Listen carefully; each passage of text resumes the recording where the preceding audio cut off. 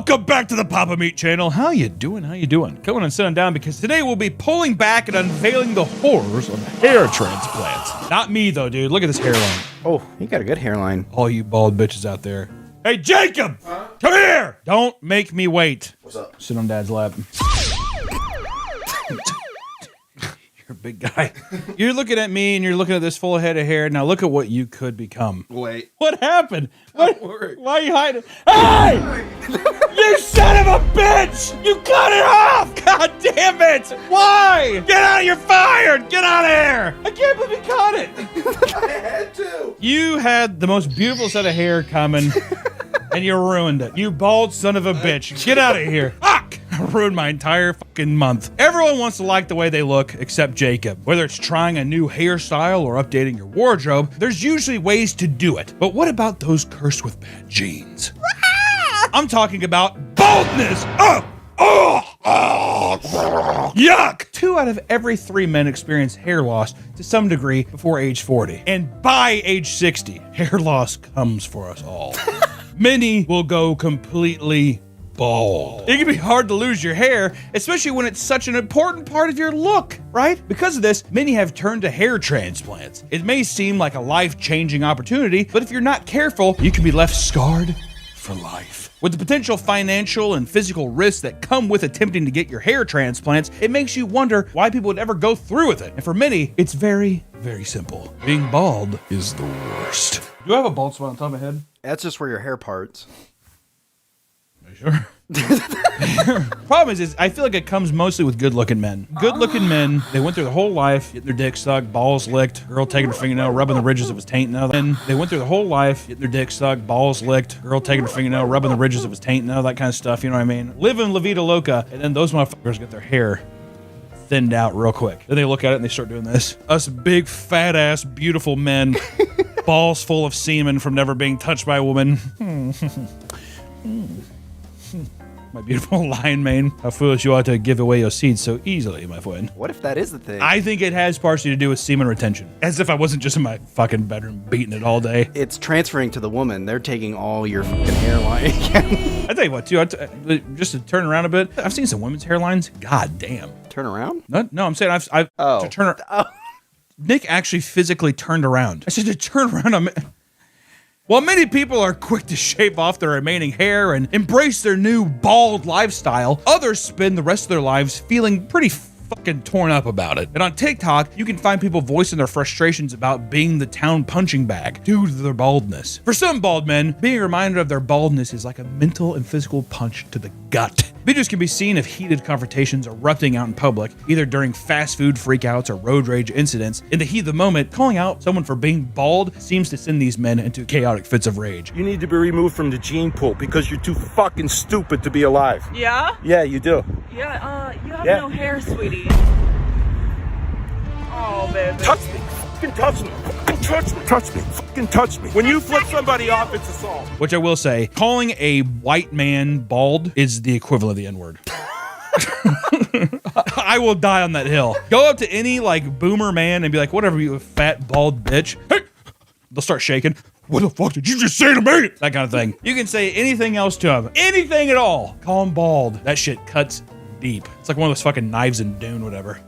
You know what I mean? Piercing through the armor. Because you can say all kinds of things. Ugly ass fucking outfit. They're like, I like this outfit actually. Call him bald though. Ooh. Also, every old bald man, their fucking, like their head, it just wrinkles up. The shape of it, it's like, it looks like Homer's mouth. Dude, just talking to all these bald people fucking gross me out, dude. It's so weird. Ugh. Many people who find themselves losing their hair at a young age take to the internet to lament the fact that it's actually much harder to be bald than people make it out to be. All right, you guys think it's all a joke, but that shit's rough, all right? One poor soul rants about how his family told him women love bald men to help him cope, only for him to realize that he supposedly went from a 7 out of 10 to a 4 out of 10 after shaving the rest off and women no longer seemed to be interested in him. Where he got these numbers, is probably somewhere in La La Land in his head. But still, that's his perception, that's his belief, it affects his confidence, he's fucked. He admits to being saddened by his bald head every single day for the past 2 years. Hey, this video is sponsored by Hungry Root. It's officially the busiest time of the year, so don't spend crucial brain power on grocery shopping. Let Hungry Root be your personal shopper so you can focus on buying the important stuff. Hungry Root is your place for high quality food, taking the guesswork out of it and the bad stuff too. That's because they screen out over 200 different additives, including high fructose corn syrup, artificial sweeteners, and preservatives. And they only source the best, grabbing high quality meats and seafood. Hungry Root was awesome because I wanted some vegetables and they said, here's some vegetables and there's no bad stuff on it. It was really cool. If you have any dietary restrictions, Hungry Root has got you covered because Hungry Root tailors items to your needs. And soon it will fill your cart with personalized items that you're sure to love. That's because when you get started, they ask you a question to see what you like to eat and how much you want to spend per week. When I'm stuck at the desk, I'll sometimes reach for snacks that I end up regretting later. But Hungry Root has helped me find healthy alternatives to keep stocked in the fridge so I can keep it healthy while I keep working. From smoothies to salads and everything in between, Hungry Root has got you covered. Take advantage of this exclusive offer. For a limited time, get 40% off your first box plus a free item in every box for life. Click the link below or go to hungryroot.com and use code PAPAMeat. That's 40% off your first box and a free item of your choice for the rest of your life at hungryroot.com with code PAPAMeat. Thank you, Hungry Root, for sponsoring the video. Back to the video. Many bald men face ridicule from people, but this discrimination can sometimes bleed into your place of work. Uh-oh. Hey, Jacob! There we go. Come down. For people that don't know, Jacob had a beautiful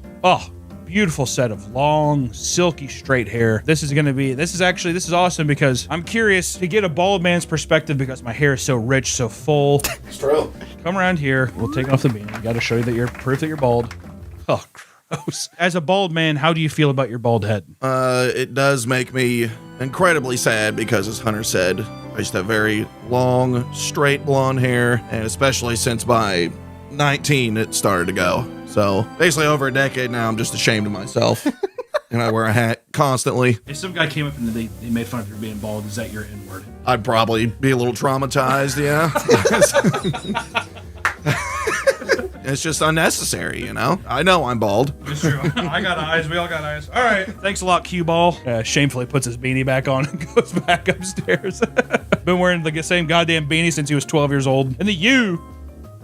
A 61-year-old worker named Mark Jones had been working in a sales job for 2 years, and his manager always desired an energetic and youthful team, and at one point directly stating, I don't want a team of bald-headed 50-year-old men. Not bad, all right? When I go into a place I want to feel young, I want to feel spry, right? Going to a place with a bunch of bald, especially bald British guys, oh my God. These guys are, can I help you with something? Fucking, they got the super shiny heads. Motherfuckers probably have to put like turtle wax on their head or something like that. I'm telling you, it's shiny.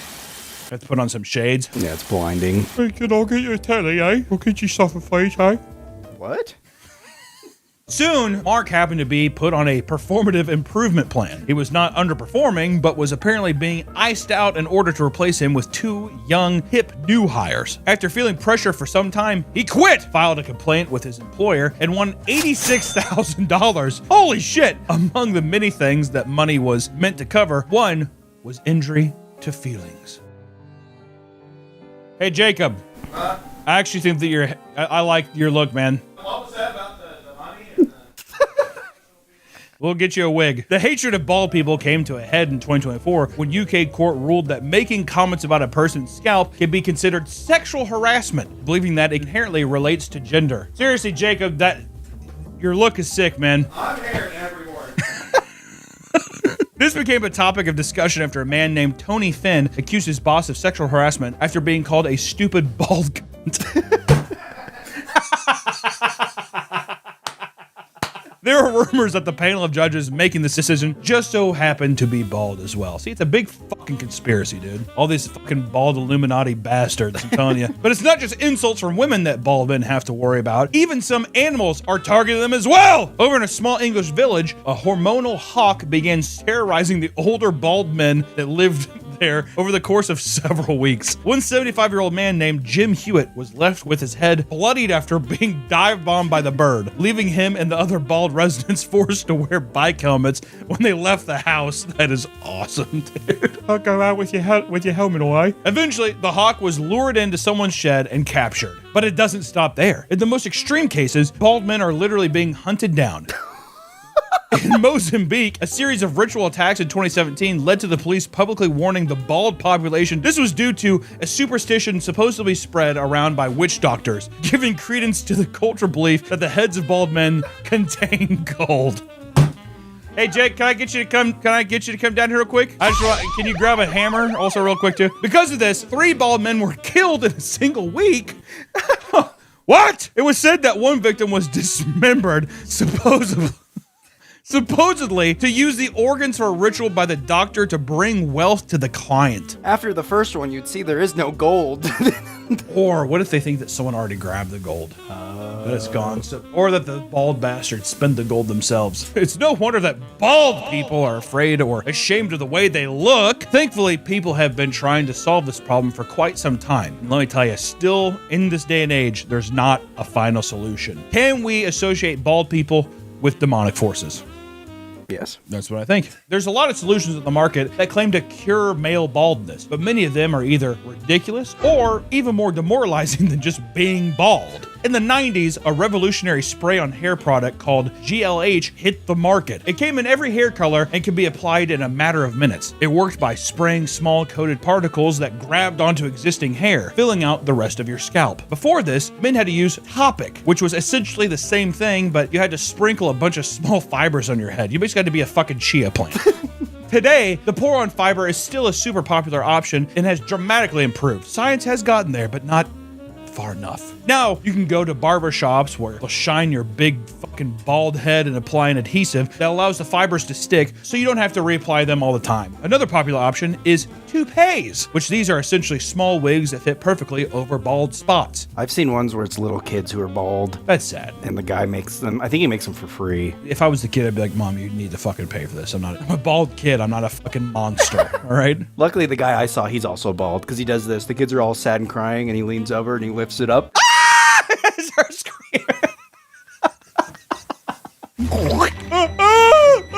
This is your future. They're intended for men who still have hair on the side of their heads, but not on top. You got the little cul-de-sac cut. Love a cul-de-sac cut. Jacob shaved his. Hope he burns in hell. Doesn't matter. Though some completely bald men do still use the toupees, but not all of them. Early versions were very primitive and obvious, but today you can hardly tell when somebody is wearing one. Though the realism comes with a hefty price. On average, a toupee can cost between $200 to $400. And if you want a high-end toupee called a hair system, you can expect to pay at least $4,000 for a high-end fucking toupee. That's crazy. It's a used car right there. That's a used Camry. That baby's gonna run forever. I don't know about that toupee. If you don't want a simple cosmetic solution and are looking for a more permanent fix, then you can get your hair tattooed on. I never understood this one. There are tattoo artists who specialize in giving people hair tattoos. Instead of simply drawing on hair, they place thousands of tiny dark dots so it looks like a freshly shaved head. Pretty sure Fousey did that. Oh, really? It looks bad. Oh. Yeah, it looks stupid. For women who are balding around the scalp, they can get tattoos on the roots to make it seem like they were never gone. But like the rest of these treatments, they are not cheap. One woman paid a whopping $25,000 to get her roots tattooed. Many turn away the traditional alternatives because of the cost or ineffectiveness, and this can lead to people searching for more outlandish solutions. For a while, there was a common belief that doing daily handstands would help regrow your hair, which is an awesome thing to think. Well, you should go that way, they come out. That makes sense to me. I'd be like, of course. It's just physics and gravity. Those who practice it believe that pooling blood at the top of your skull would reactivate the follicles and promote hair growth. Another unusual approach emerged in 2003 when scientists discovered that applying hot sauce to bald spots on mice seemingly helped regrow hair. Like how they saw like a bald mouse and they're like, tapatio. The tapatio. You think it was an accident? Like he was eating like a taco? How about you? They were torturing the mouse. Despite there being no proof that it works on humans, people still applied hot sauce to their chrome domes in just sheer desperation. Which if you gotta do it, you gotta do it. Out of all these so far, handstand seems to, I like that one the most. For people that are looking for something a little more permanent, however, it's time to think about getting a hair transplant. Essentially, getting a hair transplant means taking hair grafts from other parts of your body that may have healthy growing hair, your ass, and moving them to the balding areas on your scalp. You take your ass skin and you put it on your scalp, and it works. Depending on the amount of work you need done, the procedure itself can take multiple hours and sometimes multiple sessions to get done. It typically takes a few weeks to recover from a hair transplant, in which you'll rest and avoid drinking, smoking, and high-impact physical activity. You basically just got to completely lay low. While getting a hair transplant can be a godsend for many, it is not without a few strange side effects. You like that photo?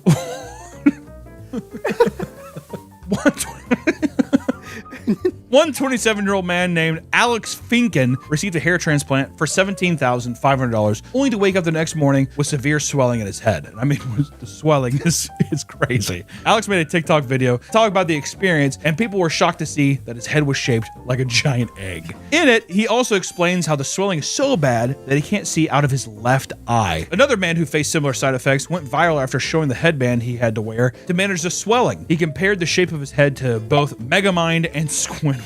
Those that finally go through with getting the hair transplant find that it helps them regain self-esteem, reduces overall stress, and greatly improves their appearance. Some celebrities like John Cena admit that they were being pressured to get hair transplants after being endlessly bullied about it during their WWE matches. And at one point, the crowd started making chants about it and pulling up signs that read, "I can see your bald spot, Cena." You know what? If I was John Cena, I'd be like, good. I want you to see my bald spot. I'd get a fucking bullseye tattooed on it. Lean into it, dude. Fuck it. As the hair transplant industry begins to grow in popularity, we're starting to see an increase in clinics offering beard transplants as well. Because this is relatively new advancement, it holds some risk, seeing as you can't wear a hat or cover up a botched beard. Yeah, I was gonna say, if you get your beard fucked up, now you're just like a weird fucking freak show. Hair transplants have exploded, and now everyone and their mother wants to get one. And seemingly out of nowhere, the world is now fixated on getting hair transplants. In 2021, the global hair transplant industry was worth $9.3 billion and is projected to reach nearly $50 billion by 2033. This massive boom is spurred by a new phenomenon called medical tourism. Because places around the globe offer cheaper surgeries, it's reported that at least 46% of people are willing to travel to get their hair and other cosmetic surgeries done, just because it's so much cheaper. These procedures can be thousands of dollars cheaper. Turkey has become the #1 spot in the world for cheap hair transplants. On average, they cost a couple $1,000s, depending on the amount of grafts you need, and have a 97% success rate. That is fucking crazy. See, but my luck, I'd go there and they'd be like,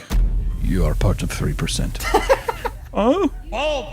It's also a swift process that usually takes one day. A man vlogged his entire 3-day journey at a high-end clinic and showed just how streamlined it was. On the first day, you arrive at your hotel. Many hair transplant packages include all-inclusive packages at very nice hotels, so you get a nice big fucking room. I mean, you're pampered like a baby. It's awesome. But the second day is when the magic starts. You show up to the clinic where they look at your head and mark out where the grafts need to go, and then they lay you on a massage table and begin to remove the graft areas. You are then woken up and given lunch before being put back under for the main surgery, which takes 7 to 8 hours. After the surgery, you are given a special pillow to sleep on, some medicine, and you are sent back to your hotel. Day 3, you're expected to go back to the clinic, lotion and wash your grafts. After you're all clean, they briefly put you in low-light laser therapy, transfer you to a hyperbaric chamber for an hour. 3 days, and of course, weeks and weeks, probably months of healing. 6 months later, you'll see like, oh shit, but still. Fucking insane. Leave on a Friday, back at work on Monday with my giant fucking swelled up head.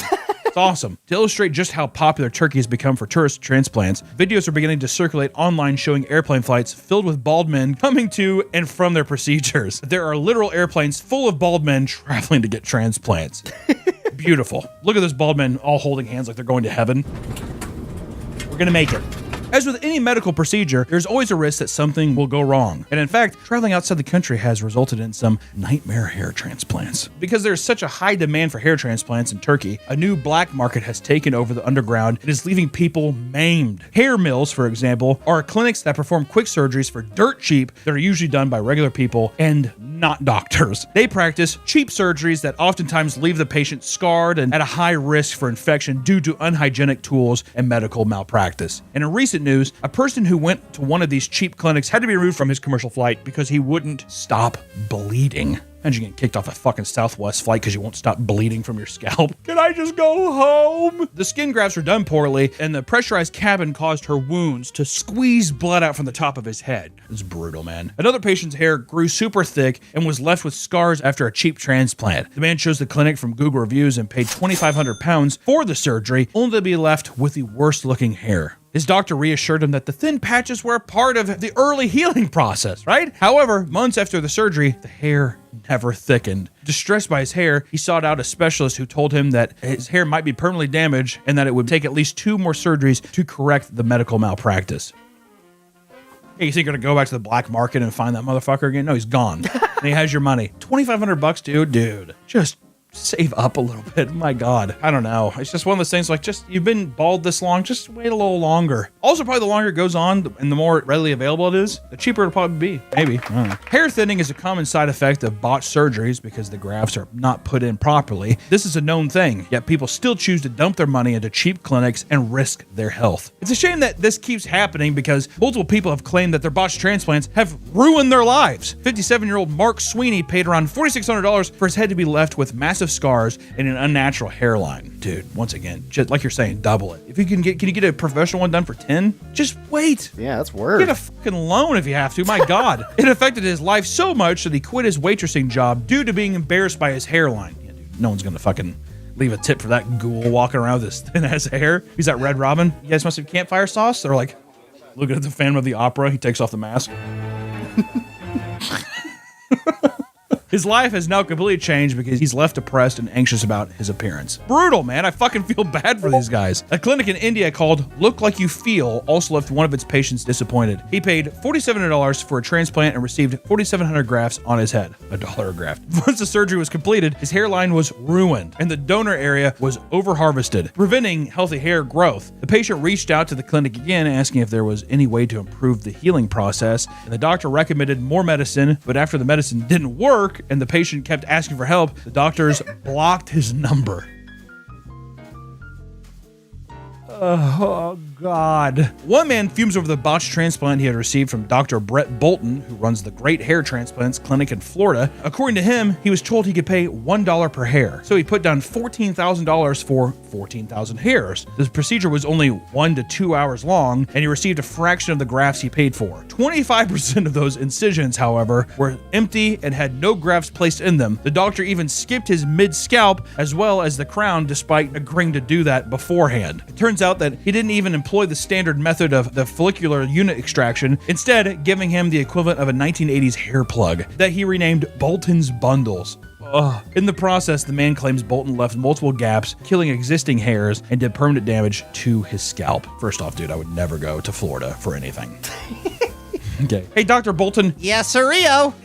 Can you patch up my hair? Bolton bundle it is. I'd be like, no. No thanks. His further investigation showed that Bolton's social media promotion success stories were typically the same videos being repeated multiple times. He's like, thank God one worked. Thank God one worked. Even worse, he claims that the man doesn't show up as being medically licensed. See, this is also things you gotta do research. In the comments, another victim of Brett Bolton reveals that he had to cut the nerve in the back of his head during his procedure, making it perpetually numb to this day. His reputation online got so bad that people started labeling him the Bolton Botcher, and people started digging into his history, only to find an article reporting that he was suspended of his medical license after an insane incident that occurred in 2014. Bolton was found to be posting on the website about how he was in fact the son of God. According to the staff members, he was doing strange things like believing he was Jesus Christ, dressing all in white, and asking everybody if God asked them to kill someone, would they do it? Whoa. Whoa. Bolton's Bundles. The erratic behavior escalated to the point where he was found violently knocking on a man exiting a bathroom at the 9/11 Memorial Museum in New York. He did so because apparently God told him that the man was a pedophile that needed to be brought to justice.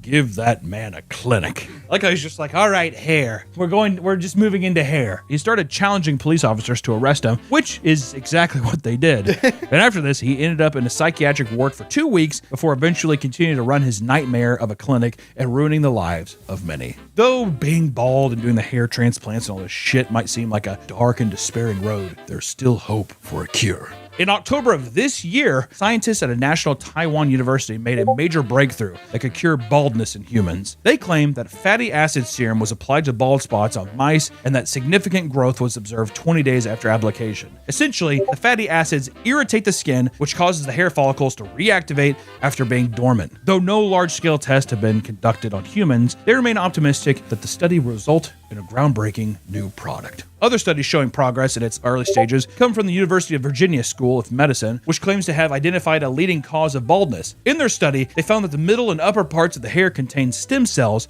that are necessary for hair growth. The bulb inside the skin is often the first part to die off, but if you can save the upper and middle parts of the hair, there's still a chance of stopping baldness from spreading. So, hey, a little hope on the horizon. To all the people who are bald or on their way to being bald.